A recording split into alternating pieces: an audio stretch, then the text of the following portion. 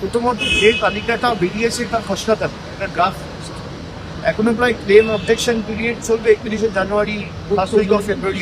তো এখনো প্রায় 45-50 দিন ক্লেম অ্যান্ড অবজেকশনের কাজ চলবে।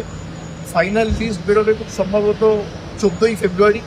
এটাকেই ফাইনাল ধরে নেওয়ার কোনো কারণ নেই। কিন্তু যারা বাংলাকে খাটো করে, ছোট করে, অনুপ্রবেশকারীদের আতুরঘর বলে বাংলাকে আখ্যায়িত করেছিল বা বাংলাকে কালিমালিপ্ত করেছিল, 1 কোটি রোহিঙ্গা, 1.5 কোটি রোহিঙ্গা বাদ যাবে, 1.5 কোটি বাংলাদেশি থাকে, তাদের তথ্য কার্যত ইলেকশন কমিশনারই এসআইআরই খারিজ করে দিয়েছে। এবং প্রত্যেকটা summary division, special summary division যখন হয় 1.5-2% এমনিই বাদ যায়।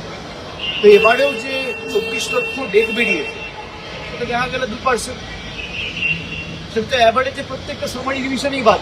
এবার নো ম্যাপিং যে কেসগুলো, হয়তো কেউ রাজ্য থেকে বাইরে গেছে, কেউ অন্য জায়গায় শিফট করেছে, কাউকে ট্রেস করে পাওয়া যাচ্ছে না, এই যে কেসগুলো রয়েছে, এখানে ক্লেম অ্যান্ড অবজেকশন পিরিয়ডে ক্লেম ফাইল করা হবে, তার পরবর্তীকালে হিয়ারিং হবে, তারপরে ফাইনাল লিস্টে তার নাম থাকবে কি না থাকবে, সে হিয়ারিংয়ের বেসিসে তার নাম প্রকাশিত হবে ফাইনাল লিস্ট।